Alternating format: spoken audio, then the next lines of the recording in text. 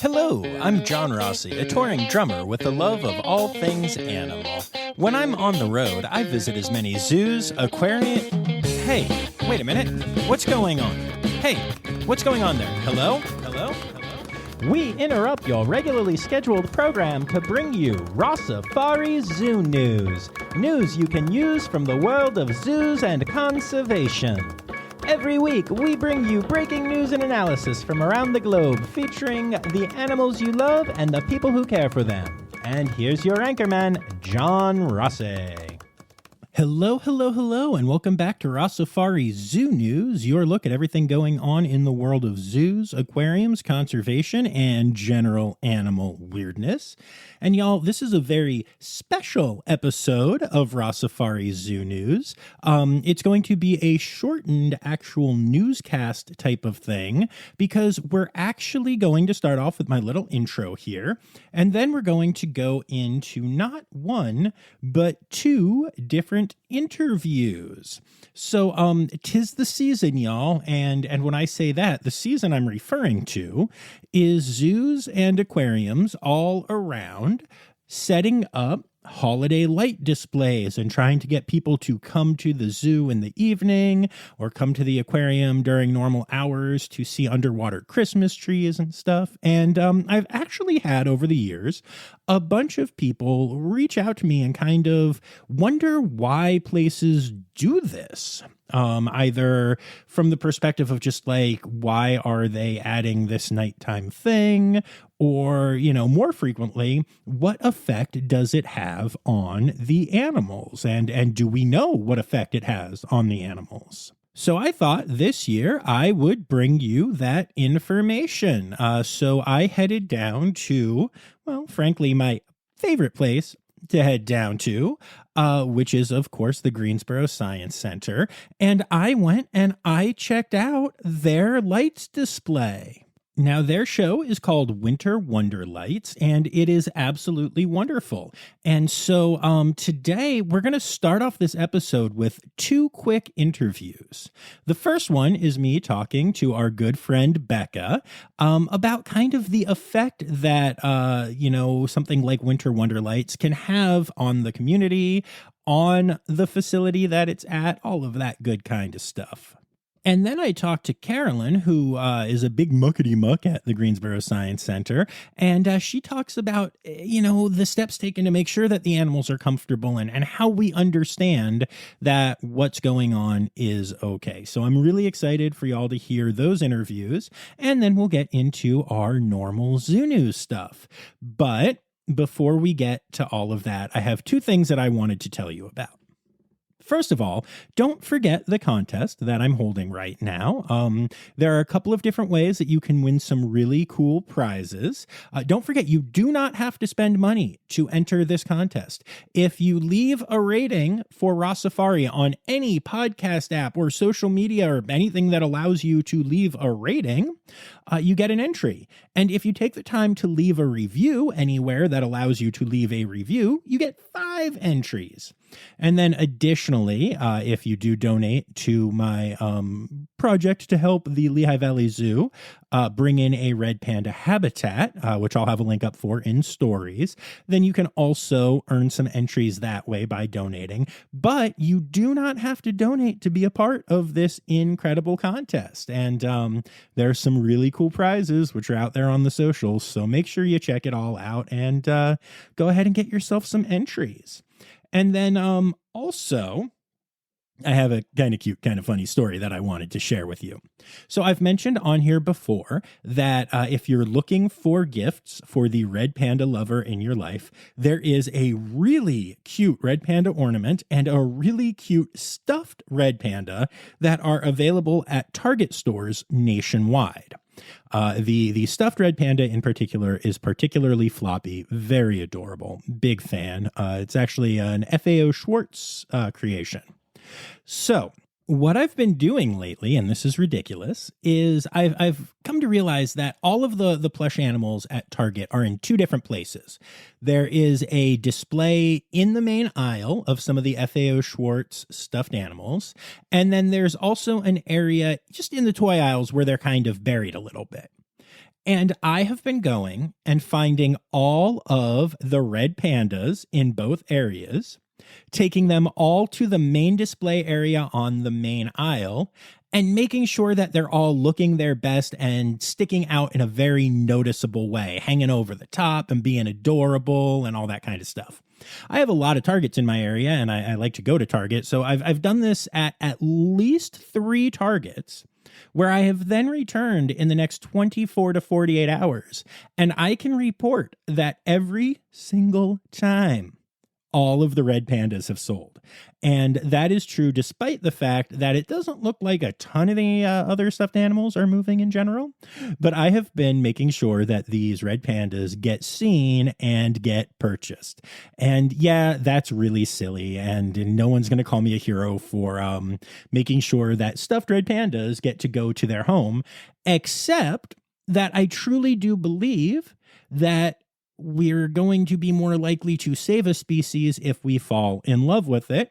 And if parents are going and buying these for their kids, or partners are going and buying these for each other, or adults are buying them for themselves, nothing wrong with that, and just seeing how cute they are and wanting to learn more about them, then those are people who are more likely to fall in love with red pandas and then maybe save them. It's a goofy thing, but it takes all of 30 seconds. It allows me to hold all of the stuffed red pandas and tell them they're adorable, because of course I do.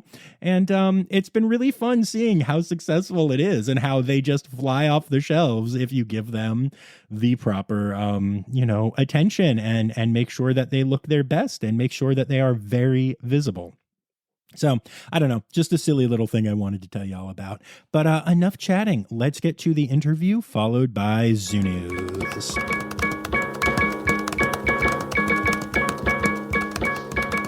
So let's start off by you telling me who you are, where we are, and what you do here. My name is Bekah Robinson. I am the PR and digital marketing coordinator for the Greensboro Science Center. And obviously, we are at the Greensboro Science Center. Ooh, yeah, we are. And you are the person who has become one of my besties and lets me do all the fun animal things. Yeah, you're one of my besties too. Yay. So hopefully the podcast, I'm a bestie to them. Well, yeah, that too. But like for everyone listening, you should be very jealous because we're going out and getting Mediterranean food after this interview. Yeah, we are. It's going to be delicious. Yeah, I'm so excited. It would be Indian food, except Bekah doesn't like Indian food. I'm sorry. But I'm still willing to be her friend. It's the little things, John. I'm glad you can overlook our differences. So, all right. So we're here to do a special conversation about a special event taking place at Greensboro right now. But for those listening, I also want to make the point that this isn't just about Greensboro, although I can't tell you enough how much you should make a time to come down here. But a lot of zoos do this kind of event. And so I wanted to do a bit of a deep dive into it. And I thought that would be interesting because 'tis the season for zoos to become all pretty and lit up at night. Yeah, it is. Yeah, so let's talk. I think some of the other facilities do an amazing job of it too. I just want to say that. Yeah, almost as good as you guys, right? Hey, listen, I saw the Chinese lanterns at the Zoo Atlanta. Gorgeous. Mm-hmm. Gorgeous. So I've been wanting to get back and see those. But so ours is a little different. Ours is a little more traditional in the sense of a holiday light show. So this year, our Winter Wonderlights is running from November 22nd through December 31st, 2023, 5:30 to 10 p.m. daily. We do have some days that we're closed, like obviously Thanksgiving Day, Christmas Eve, Christmas Day, and then some random days throughout November and December. Makes sense. Yeah. So tell me about it. What are we going to see? Yeah. So you can actually see over 1 million lights. And John, you're about to see them tonight. I'm going to count them. I hope you do. No, but our entire facility, from our 22-acre zoo to our aquarium this year, and you haven't seen the best part, in my opinion, our fountain show has actually moved inside into our great hall. So that's usually where we have our traveling exhibits. That's where this is this year. And then we also have an indoor sock skating rink that I really hope that I can get you on. A sock skating rink? It is exactly what it sounds like. It is a sock skating rink. All right. I mean, I haven't fallen down at the Greensboro Science Center since, earlier today. We need a whiteboard. Days since John has fallen. 0. No, yeah, that sounds like a lot of fun. We'll have to do that. That sounds really cool. Yeah, we've got, I don't want to ruin all the surprises for you, John, but I will tell you that We are a little magical here at the Science Center, and we do have 3 snow machines. We make snow here. Really? Yes. Ah, that's so cool. We make snow to make it feel, super magical, super special. This is our 4th year doing this, so we love bringing the community together and bringing them out here at the Science Center. What a great experience for people who have grown up coming to the Science Center and seeing the Science Center not only grow as the center that it is, that you see, for most of the year, to this wonderful holiday light show. So I think it's super special for not just people from Greensboro, but in North Carolina, honestly. And we pull people from all 50 states and Puerto Rico. All right, we'll be back after this quick break. Hi, this is Kathy Hill from the Indian River Lagoon National Estuary Program. We're all about restoration projects in progress this season on One Lagoon, One Voice. Learn about the great strides the lagoon community is taking to restore and protect the Indian River Lagoon. Each week, we dive deep into discussions with scientists, resource managers, and nonprofit leaders to explore lagoon issues and solutions. From oyster reefs to clam restoration, algae blooms to muck, you'll learn all about the projects we're tackling to bring the Indian River Lagoon back to health. Click the link in the show notes to follow One Lagoon, One Voice, learn about the IRL Council, and explore our unique lagoon.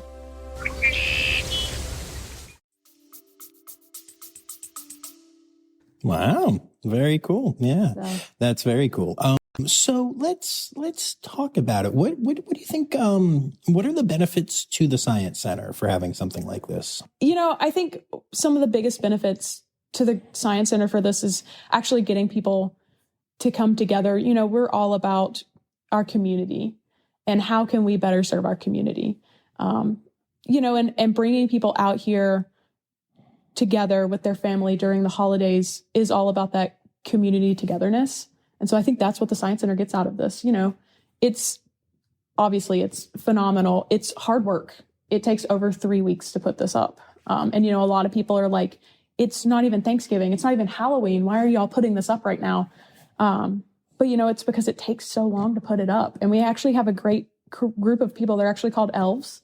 So we work. Of course they are. We work with, a company called Spyro. So they are actually the ones who do the Harry Potter light experience. Okay. Yeah. So, and a number of other things too, but we actually work with them to design our holiday light show. And so they actually have the elves that come out and they help us put this together. But, it's not just them. It's almost the entirety of the Science Center that comes together to put together this show. And I think it's special.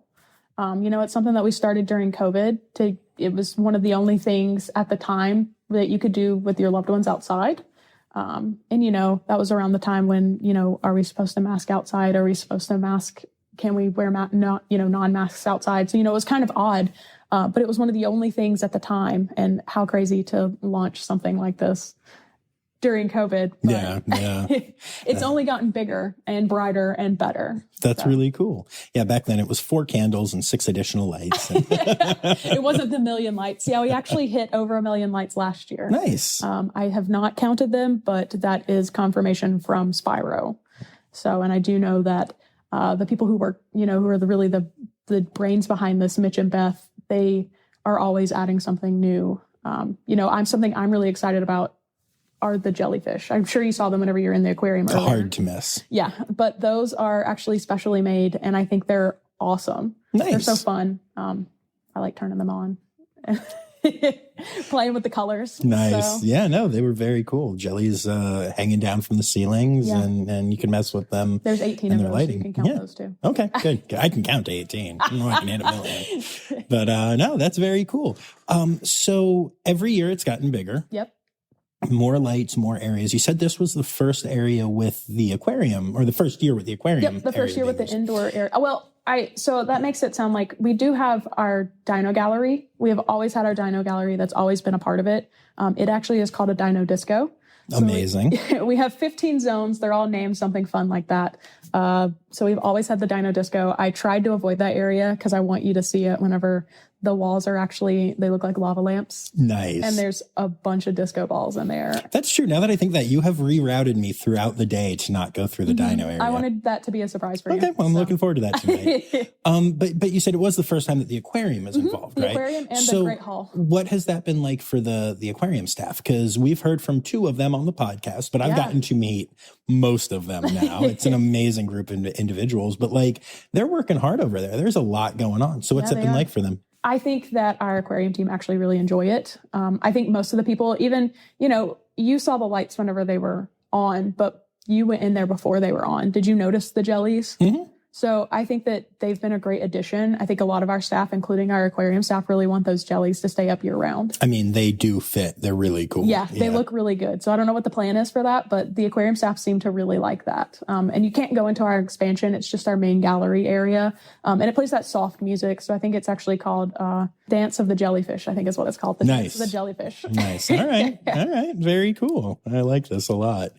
And so we've talked a little bit about what GSC benefits from it, but what do you think the community gets from this? I think it's something similar to what the Science Center gets. So I think they also get that sense of togetherness. But I think it's something special because Greensboro does a great job of transforming their downtown space. Center City Park, actually, in downtown Greensboro, they transform that, and LeBauer Park, to be very magical and special, but it's nothing on the same scale as the Science Center.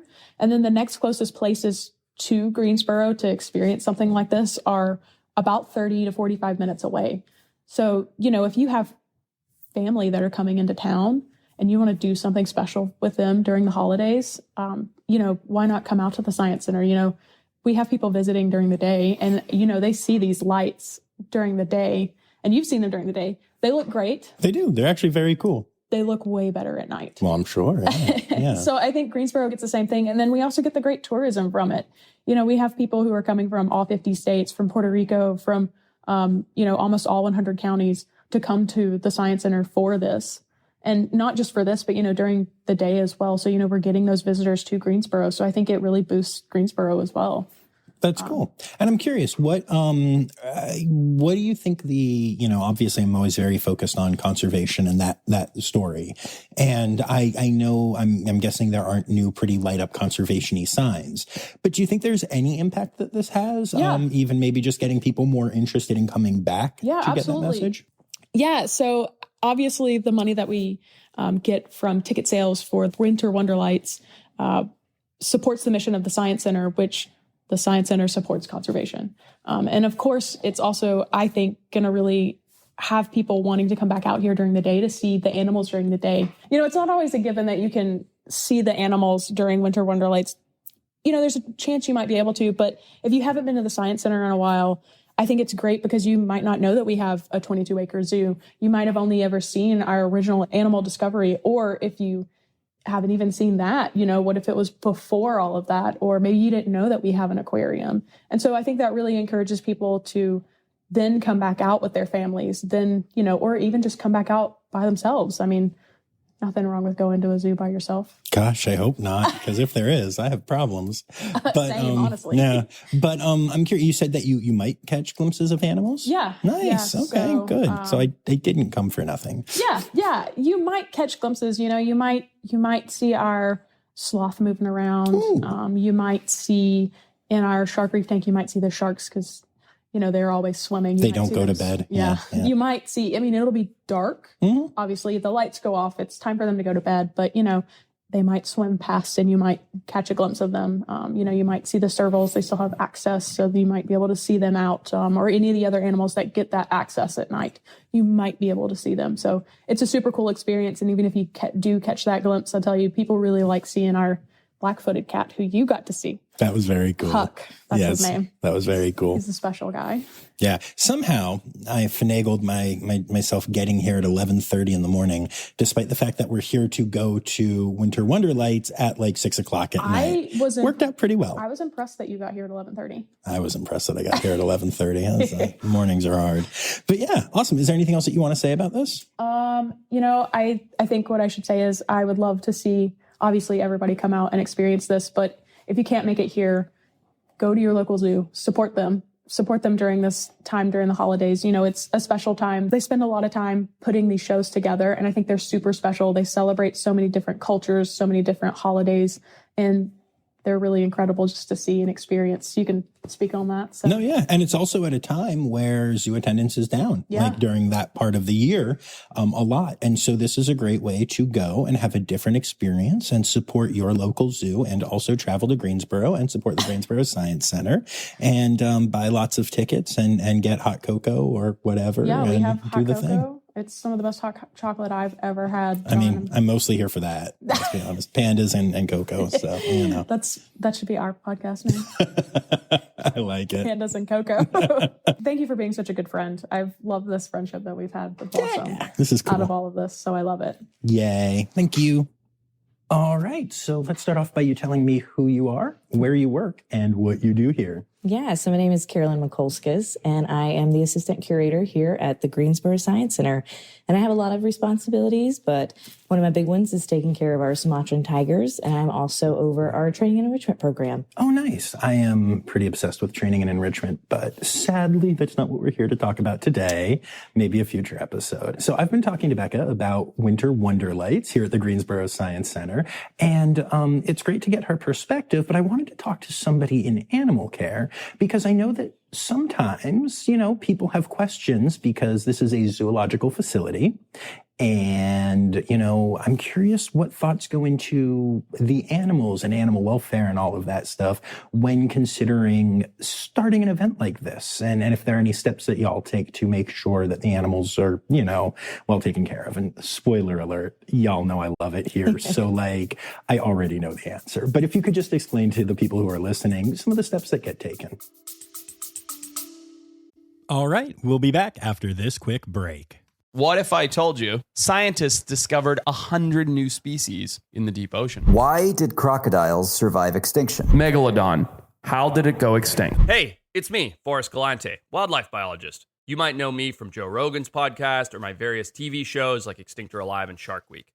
Join me and my friends as we dive into the wild world of animal anomalies and everything wildlife. Don't miss out. Click here to uncover these mind-blowing animal mysteries. Yeah, absolutely. So there's probably a lot more that goes on behind the scenes than people actually think.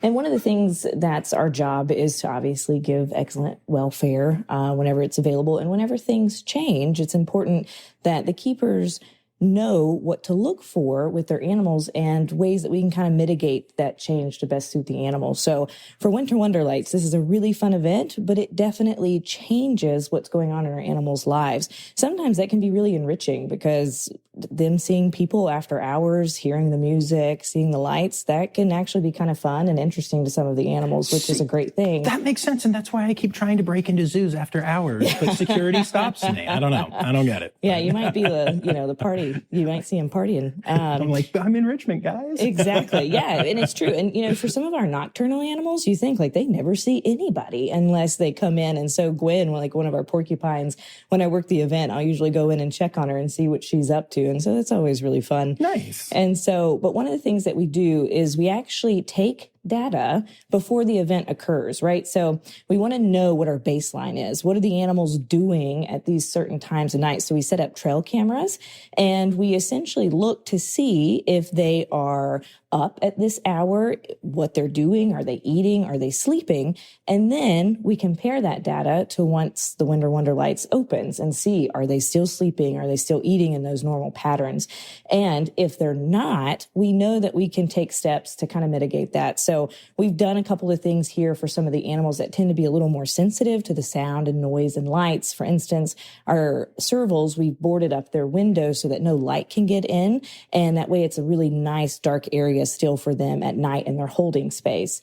We've also... before you move on, just to clarify. Now, some people who listen might think, but that's such a bummer. They can't see out the window, but they still have access. And can you explain a little bit more about that? So when the weather is good, so as long as it's not freezing outside, the servals still get to have access to their exhibit. So if they want to, they can actually come out, they can take a look at what's going on. But if they want to go back into their den areas, they can do that as well. And our servals are actually one of the very few few animals where you have full view of their entire den area. Some of our animals have an exhibit space, but then behind that, they also have an area that's not visible to the public. Yeah. And so for Winter Wonderlights, you can see them on exhibit or they can go in the back. The turtles are the only ones that really didn't have that choice. And so we helped them by creating pretty much a den area for them during the festival. That's really cool. I like that. Yeah. Yeah. Are there any other examples of specific animals that you wanted to talk about? Yeah, definitely. So going back to some of the cats that are viewable through the windows, one of the things we noticed through our trail cam is, of course, people want to see the animals. And so they'll take their flashlights and they'll shine them in, even though it says, like, please don't do that. Right. And so one of the things we're going to be doing this year to help with that is we're putting up red lights so people can see the animals without the animals being affected. And so they're not going to get those flashlights shined in and waking them up or disturbing their sleep. And so we're really looking forward to seeing how they respond to the red light and the festival going on this year and see if it kind of helps with that issue that we encountered last year. Nice. That's really cool. That's a better strategy than I thought you would use, which was hiring big burly guys like me to come and tackle the people that use their flashlights. I would volunteer to do that, by the way. Just saying. No, that's really cool. And then there are some other things that we do for animals where we don't have to have all the data. We just know that they're a little bit more sensitive animals and we're going to give them a little bit more options. So the music obviously is something that I know the keepers love it when we're walking through the zoo at the end. It's beautiful to hear Christmas music playing, but obviously to the animals, it can be a little startling. And so one of the things that we actually do is we allow our animals to have access a little earlier so that they can come inside and that music isn't as startling to them and they have that area to go. So we also give them more choice and control through those situations. Nice. Very cool. Do you ever consider any of the other, like if there are non-denominational animals or Jewish animals or anything and make sure it's not all, no, I kid. I kid. I'm a big dummy, but no, that's very cool. I think that's such a great example or a couple of great examples of ways that y'all are taking care of that. And I think that's just something that I wanted to have on the pod because I know that obviously this event wouldn't happen if it was bad for the animals.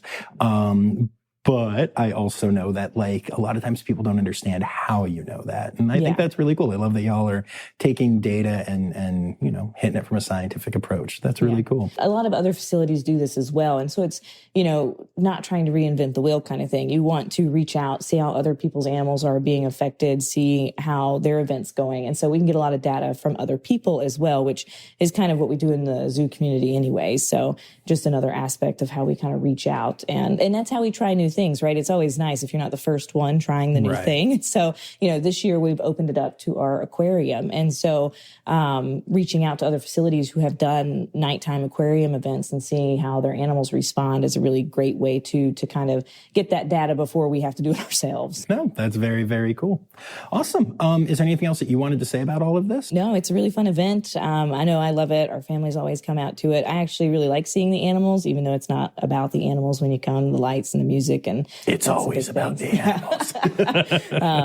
But I mean, we really look forward to it every year. And so I think it's a really cool experience. And I'm glad our zoo is doing some of those fun festivals. Yeah, me too. I'm excited to experience it tonight. So yeah, awesome. Yay. Yay. Cool. Thank you very much for taking the time. Thanks for having me. Yeah.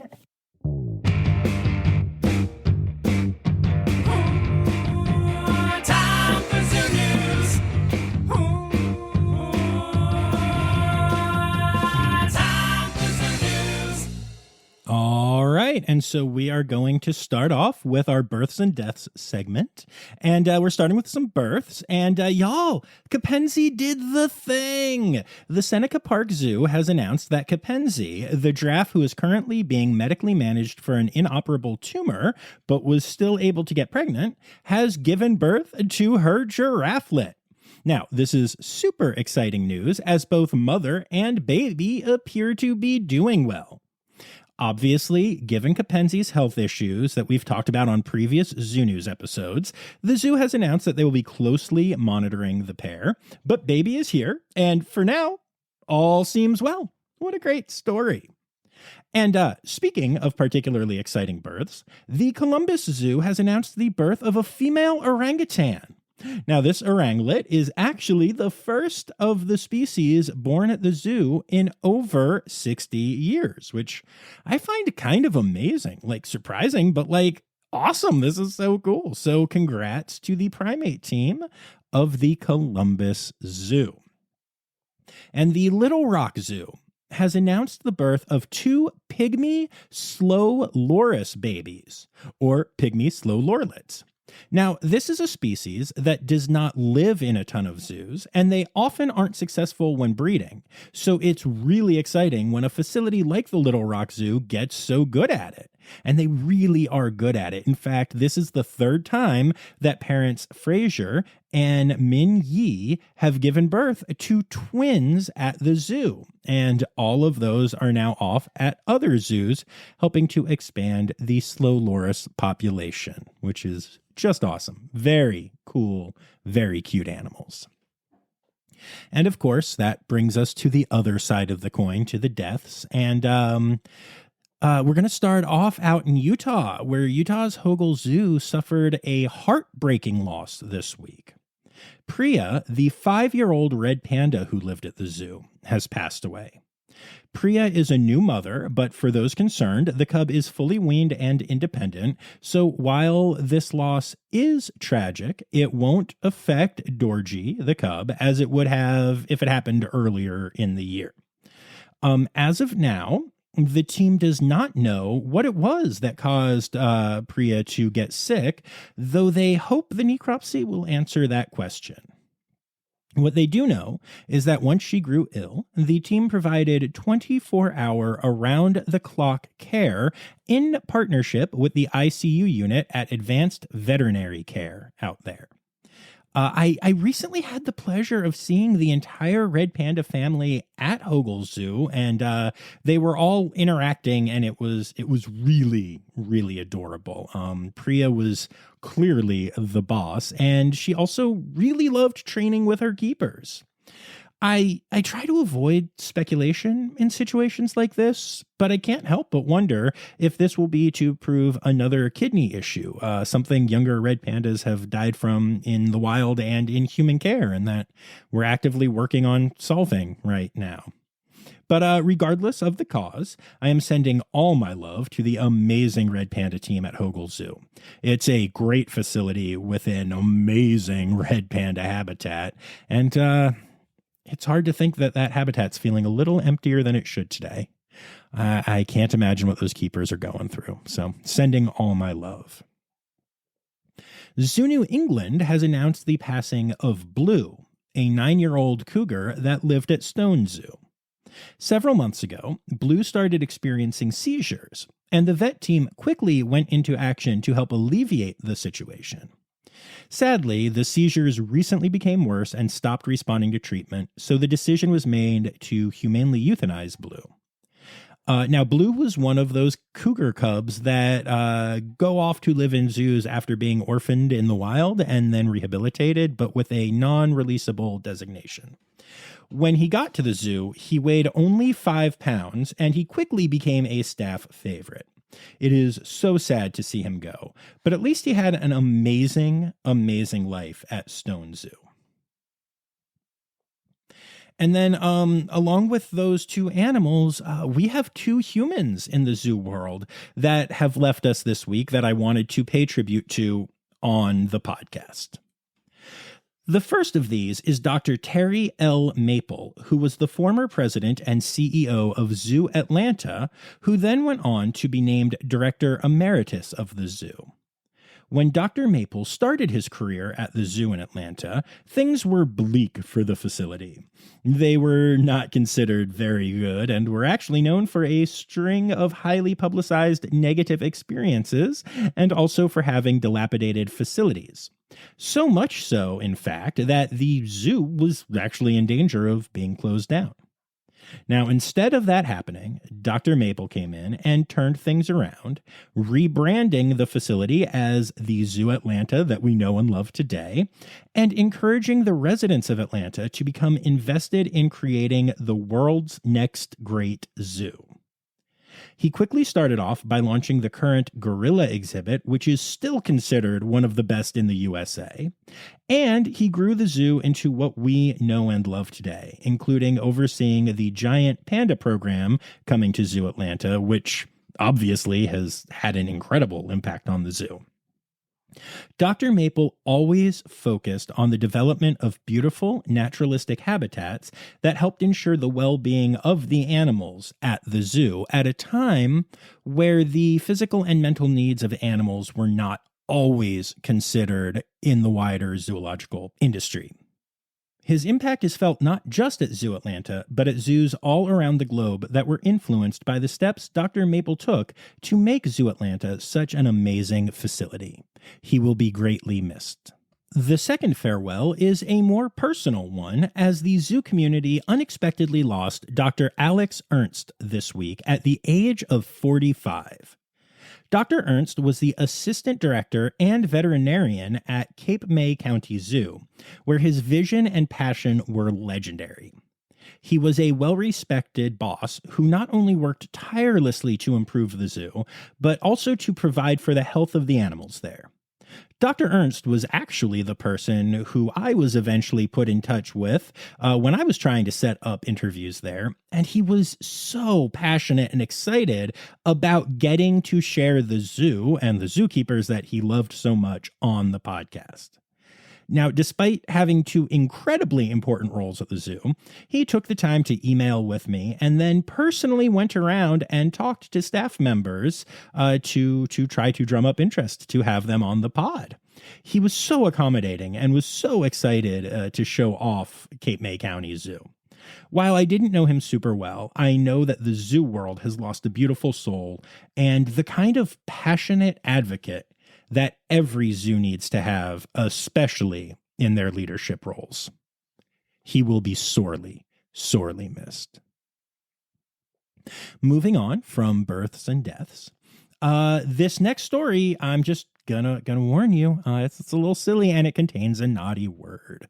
So we're gonna set a slightly different tone with this one. You have been warned. Aaron Paul, who played Jesse on Breaking Bad, recently made some zoo news. Turns out that he is a big supporter of the San Diego Zoo Wildlife Alliance, and as such, was recently allowed to name a giraffe calf, or girafflet, along with his daughter. The daughter is named Story, by the way, and Story chose the name Elliot after her favorite movie of all time, E.T. Now, Aaron put up a great post on Instagram telling the story of getting to name the giraffe and also thanking the San Diego Zoo Wildlife Alliance for the incredible work they do. It was really, really awesome to see, especially from one of the stars of one of my favorite shows ever. And also, honestly, I'm glad he let his daughter name the giraffe because I'm worried that he might have accidentally been in character if he was given the chance. And let's be honest. Yeah, bitch, just really doesn't work as a giraffe name. All right, now, I've mentioned on here before that a few zoos either are or have been sued by a group that calls themselves an animal rights activist group. And specifically, they are trying to get elephants out of zoos and into sanctuaries. Now, after multiple court losses, it is my opinion that these organizations are starting these lawsuits to get attention and to line their own pockets, while also hoping to cause financial hardship to the incredible facilities they are suing. One facility that was sued recently was Cheyenne Mountain Zoo, and that lawsuit was recently dismissed. The judge, in denying the petition, stated that even if he accepted every fact the group presented as truthful, they still did not have a legal case against the zoo. In his decision, the judge even stated that if anyone had earned the right to speak on the best interest of the elephants, it would not be the group in question, but instead it would be Cheyenne Mountain Zoo, which has dedicated itself to these amazing animals. Now, sadly, this is not the end of the journey. The group will have their motion appealed to the Colorado Court of Appeals and, if it fails there, could then petition the state Supreme Court. Each of these efforts could take a year or longer and will obviously be used to drum up finances for the group while also draining the resources of the zoo, which has to pay legal counsel to navigate these cases. But while the legal battle will go on, this is an exciting win for the zoo and one that deserves to be celebrated. So, yay! Okay. Remember the announcement that I announced that the Columbus Zoo was going to announce this week? Well, they announced it. The announcement was a series of groundbreaking conservation initiatives. At the Wilds, they are launching the North American Center for Bison Conservation, which hopes to become the leader of bison conservation in the United States. At the Columbus Zoo, they are launching the Ohio Center for Wildlife Conservation, which will be focused on local species, including reintroduction programs. Then, moving out into the world, they are also collaborating with gorilla doctors in the Democratic Republic of the Congo, where they will be creating a field laboratory, office, and clinic for the team there, while also helping efforts to raise awareness for the species. In India, the zoo is helping to launch the Center for Species Survival for Asian Elephants. The center will connect 13 Asian elephant range countries. In Madagascar, black and white ruffed lemurs will be being studied by teams from Columbus as well as local conservationists, with efforts being focused on not only helping the species, but also raising up homegrown conservationists. This is a huge number of initiatives, and I think it is really exciting. Cannot wait to see what the Columbus Zoo and the Wilds does with all this stuff. It's amazing. All right, and then we're gonna get to our last two stories of the Zoo News section, and they're doozies, y'all, in different ways. So a 4-year-old female kangaroo, now we're talking the normal boring kind, not the tree kind, which is known for its enduring awesomeness, recently slipped away from her handlers while in transport between her previous home at Oshawa Zoo, a facility in Canada that, as far as I can tell, has no accreditation, and her new home, a facility in Quebec. She was able to remain on the lam for 4 days, despite being sighted by multiple surprised motorists. Not a lot of kangaroos in the wild in Canada, y'all. When cops were finally able to track her down, they snuck up behind her and grabbed her tail, something advised by her handlers. However, as they were restraining the kangaroo, she managed to punch one of the cops in the face. Now, they were able to subdue her without hurting her, put her in one of their canine kennels, and got her back to her original zoo, where the vet staff checked her out and gave her a clean bill of health. And while this is a wild and kind of amusing story, the Toronto Zoo posted about it, reminding people that there are a lot of unaccredited zoos and even private owners of exotic animals in Canada, and especially in Ontario, an issue we've talked about on here recently. The zoo has already encouraged the government to enforce laws on the books and also to craft stronger laws to truly protect exotic animals that are in roadside zoos and private ownership situations that are clearly not good for them. I really respect the Toronto Zoo for using a public example of a zoo looking bad to highlight the need for better laws in Ontario, and also for pointing out the differences between good and bad facilities. Trying to get this distinction out to the general public as often as possible is really important, and I believe that a better understanding of that distinction will be something that will help to quiet the anti-zoo movement amongst movements of the general public, at least. So props to the Toronto Zoo for doing that. And last but not least, in the Zoo News section this week, I can't believe I'm saying this, but there is an official Fiona the Musical that is currently playing in Cincinnati. It's running at Ensemble Theater Cincinnati until December 29th, and there is even a trailer for it on YouTube if you want to hit the Google machine. The synopsis states, in part, When Fiona is born 2 months early at only 29 pounds, the odds are stacked against her. But when a determined team of zookeepers and doctors refuses to give up on the little hippo that could, the beautiful friendships that form might be just the thing to give Fiona the strength she needs. So, well, that exists. I never thought that the story of Fiona might just be, hey, the real story of Fiona was the friends we made along the way. But maybe it is. Conservation! Conservation! News time! Oh, yeah! All right, and we are going to start our conservation news segment with a rediscovery of a species that has been feared to be extinct for 86 years.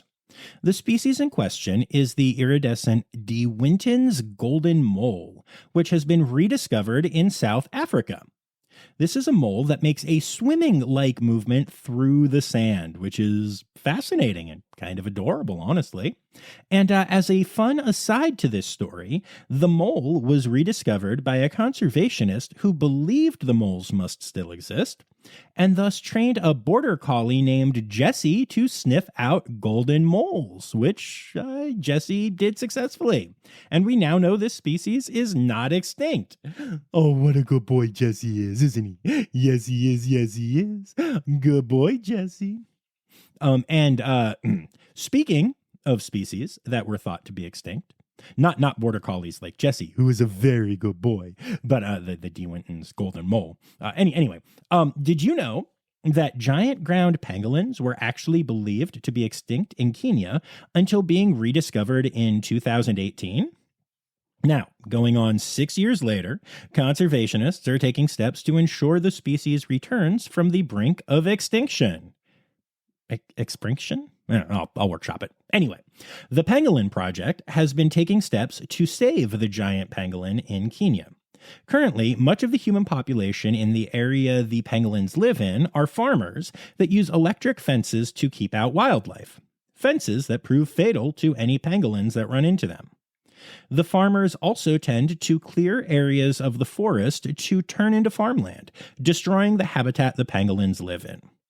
Fortunately, many of the local citizens actually care about conservation and about pangolins, so already 60 households have come together to create a forest conservation trust dedicated to coexisting with the giant ground pangolins.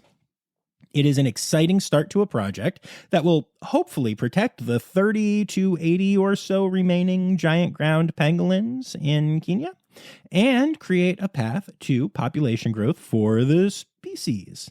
I love how focused on the local community this project is. It's really exciting. And that brings us to a species that isn't thought to be extinct, but in fact is known to be extinct so far. Now, I've mentioned on here before that there is a company that is planning to reintroduce the woolly mammoth to the world, and now that same company has released a de-extinction plan to reintroduce the dodo to its original native habitat. Colossal Biosciences, which is working on the project, has already teamed up with the Mauritian Wildlife Foundation to find a suitable location to bring back the large flightless birds. While the initial announcement of a plan to reintroduce the dodo came out back in January, Colossal has actually announced how they plan on doing something that was previously thought to be undoable, unless you thought Jurassic Park was a nonfiction story. And actually, as I tell this story, it literally reads like something like Jurassic Park. This is amazing to me. Okay, so let's get into this. The full genome of the dodo has been sequenced by Beth Shapiro, the lead paleogeneticist, because that's a thing you can be, at Colossal. The company has also sequenced the genome of the solitaire, an extinct relative of the dodo, and the Nicobar pigeon, which is the closest living relative to the dodo. The company has also figured out which cells work as a precursor for ovaries and testes in the Nicobar pigeon and are working on growing them in a chicken embryo. Stay with me on this one. So it turns out that scientists have previously introduced these types of cells from a chicken into a duck, producing an adult male duck that had the sperm of a rooster. The duck with rooster sperm then bred with a hen, which gave birth to a chicken chick. A chicklet? Anyway, so in the case of the dodo, Colossal plans to compare the dodo and solitaire genomes to the Nicobar pigeon's genome to identify how they differ. Then it will edit the pre-testes and pre-ovary cells of a Nicobar pigeon so it expresses the physical characteristics of a dodo. These edited cells will then be inserted into the embryos of a sterile chicken and a sterile rooster, which will allow them to reproduce. And, in theory, their offspring will be, from a genetic perspective, a dodo. If all goes well, the bird will be indiscernible from a dodo, at least in appearance. As of now, there is no timeline for this project, but, holy crap, this is like literal Jurassic Park stuff. This is blowing my mind. I don't even have an idea on if I think this is a good idea or a bad idea. I just can't believe this is a thing. I can't believe that there is a chicken out there in the world that has a duck as a father that had rooster sperm. None of this makes sense to me. I am blown away by this. And did these people not read Jurassic? I don't know. But anyway, regardless, it is fascinating. And it really gets into what you can do to save a species that already exists if you can save a species that is extinct. My mind is blown, y'all. It's time for other news. It's time for other news. Hey, right now it's time. It's time for other news. Hey, it's a segue to the part called other news. All right, so I'm always fascinated by how modern conveniences and wildlife will end up clashing, and this story is a great example of that. A homeowner in Tucson, Arizona recently ordered a food delivery and got the notification that it had arrived. However, 3 minutes after getting that notification, when she went to the door, there wasn't any food there. So she checked her Ring video doorbell, and it turns out that, as she expected, her food was stolen. But not like she expected. It was stolen by a javelina. Now, it's interesting to think about this. It's interesting to think about wildlife seeing and smelling food getting delivered to houses. And will that bring more wildlife into those, suburban areas? It's an interesting thought. I know that there were some foxes that used to sit outside right by my place at night. And while they never got into my delivered meals, I did wonder sometimes what would happen if I didn't get to the door quickly enough. I mean, can you imagine a red fox with a taste for chicken tikka masala? I can actually imagine anything having a taste for chicken tikka masala, except for Bekah at Greensboro, who doesn't like Indian food, that little weirdo. But anyway, I digress. The point is, cute story, kind of a fun thing to think about. And another great example of human-wildlife conflict in a way that we don't usually think about when we talk about conservation stuff, because it's always such a bigger deal. But the truth is, that's what that is. Oh, animal holidays.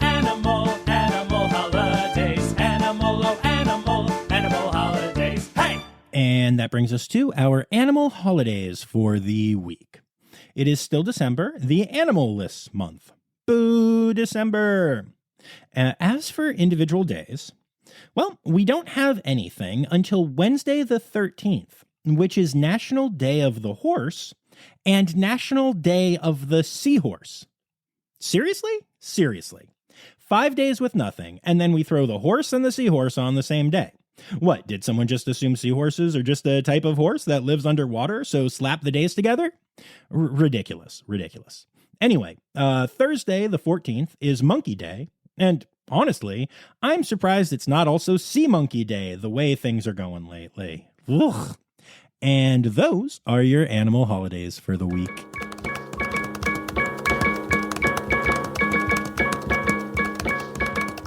All right, folks, there you have it. Another episode of Rossifari Zoo News. And I hope you enjoyed it, and I hope you learned a lot about what goes on with all these cool shows that zoos are doing for the winter season. I'd like to say thank you to everyone who contributed this week, including Anya Keene, Colleen Lenahan, Kim Cooley-Croninger, Carrie Kirkpatrick, Kevin Williams, Jay Meredith, Dr. Laura Shank, Dr. Zoe Rossi, Ren Howell, Elizabeth Dunlevy, Mark Hansen, Crystal Chapman, Ali Malensky, Kay Malensky, the Malenskys, now in high def, Bekah Robinson, Carolyn Mikulskis, Amanda Berg, Karen Musk-Lowe, Ken Tryon, Emily Rockbuck, Sam Evans. I love y'all. And I also love my Red Panda level patrons who are out there giving me my highest level of support at patreon.com/Rossifari. I'm talking, of course, about Dr. Laura Shank, Dr. Stephen Williamson, and Barbara Bennett. Thank you all so much for your support, as well as thank you to all of my patrons, and heck, all of my listeners, and all of you. So yeah, go do the contest thing. Go support your zoos. Go to cool Winter Wonderlights type things. Have a blast, and whatever else you do, remember, the words Newsy credits backwards are Steiderk Yiswen. The Rossifari podcast is produced, hosted, and engineered by John Rossi. Editing and fact-checking by John and Dr. Zoe Rossi. Our theme song is Sevens by Nathan Burke, performed by Nathan and John. Interrupting John theme and additional voices by Taylor Isaac Gray. You can reach John directly on Instagram and Facebook at Rossifari or by email at rossifaripod@gmail.com. Rossifari is part of the Daydreamer Media Network. Now, stop listening to me and go visit a zoo.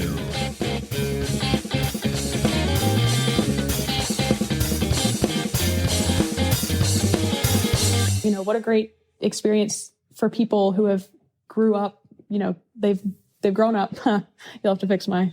I'll have to fix most of you. Yeah, you will. Yeah, you will.